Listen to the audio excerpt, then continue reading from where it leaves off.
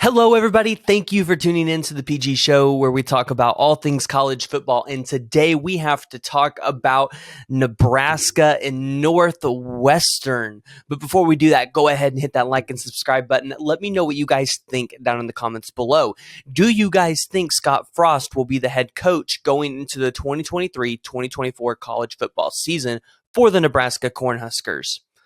All right, the Nebraska lost to Northwestern yesterday, 38-21, and we have to talk about it, all the underlying issues, and break this one down.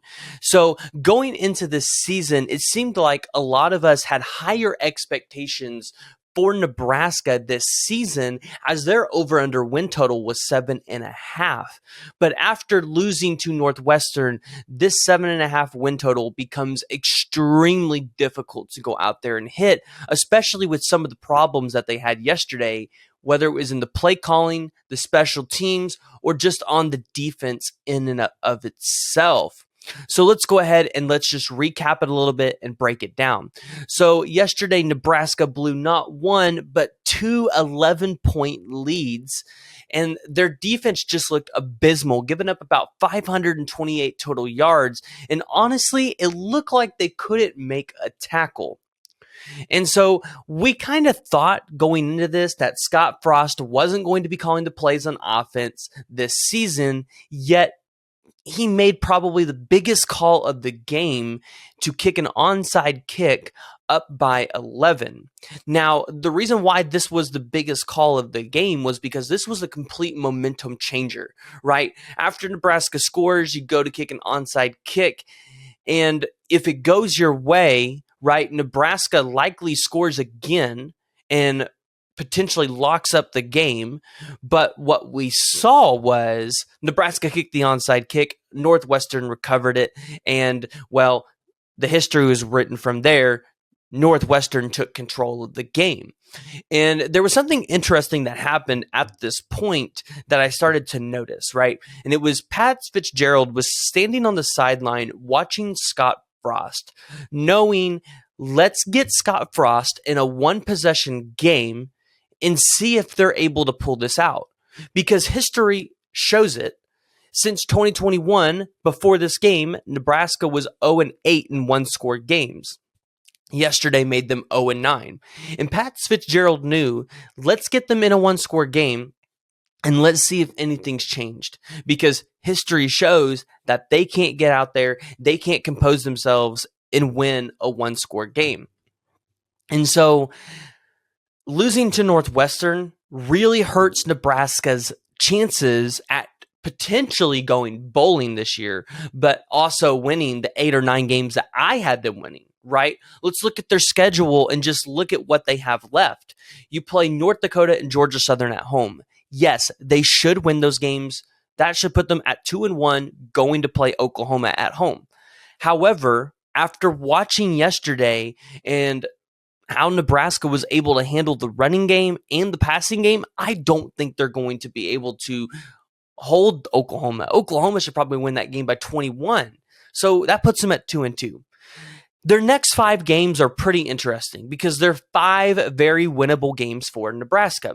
The hardest game in this 5-game stretch being Minnesota, where you have Muhammad Ibrahim returning, as last year he only got to play that first game before he got hurt, but he's probably one of the best running backs returning this year in college football.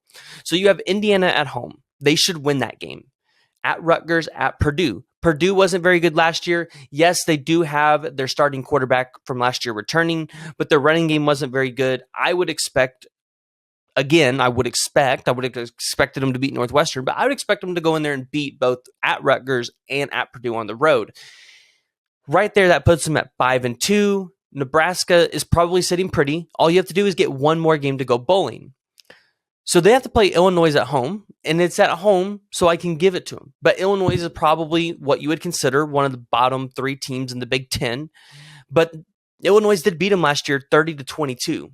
And so that right there is interesting and makes the game interesting. But again, it's later in the season. Nebraska potentially should have everything put together. It's at home. They should be able to beat Illinois.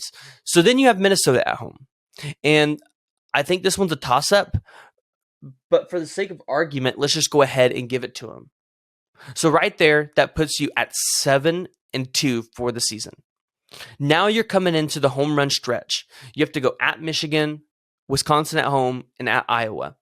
After what I saw yesterday, are you going to go and be able to beat 3 of the top teams in the Big Ten? And I say top because Iowa is usually always in contention to play for something in the Big Ten, whether it's a division title or going to a conference championship, whatever that looks like. I don't know if they're going to be able to beat either of those 3 teams. So I have them at 7 here from what the rest of their schedule looks like, potentially at 6, depending on how that Minnesota game turns out. I mean, Nebraska has to go 4-1 in that 5-game stretch. 5-0 is ideal, but 4-1 is the bare minimum.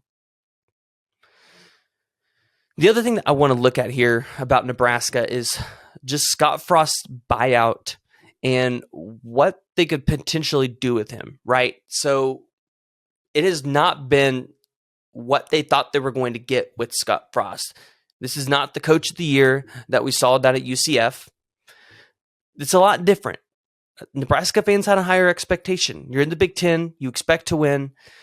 So Scott Frost's buyout right now is $15 million.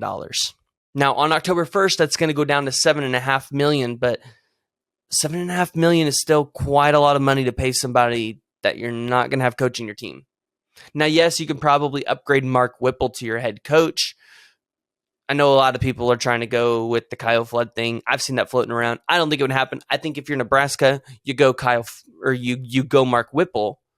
Now, I tweeted it out yesterday. You could always bring back Bo Pelini and make Nebraska great again. Now, would Bo Pelini take that job again? I don't think so. Nebraska probably won't go that direction either. They would probably go the Mark Whipple route. But it's interesting because I think that buyout dollar is high enough to where it's maybe just a little too high. If it was $5 million, I could see Nebraska doing it. But $7.5 million, I just don't know if Nebraska goes for that. They might try to stick it out with Scott a little longer. And that might be the only thing that Scott Frost has going for him is the high dollar buyout. That's what's keeping him at Nebraska. It's not that they're being patient.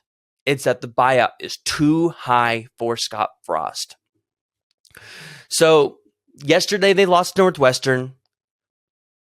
They couldn't defend at all on the run game. Some of the bright spots were Casey Thompson looked pretty good, right? Your offense showed glimmers and signs of hope.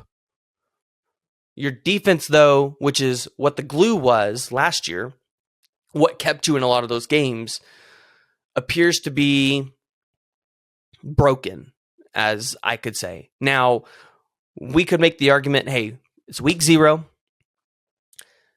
It was an odd game, having to go to Ireland, 6-hour time difference. Okay. If that's the case, then show us something different throughout the rest of the season. And just because Nebraska could go put up 60 points their next 2 weeks, each of those games, doesn't mean they're back. What are you going to be able to do when you hit Oklahoma and the rest of the Big Ten play?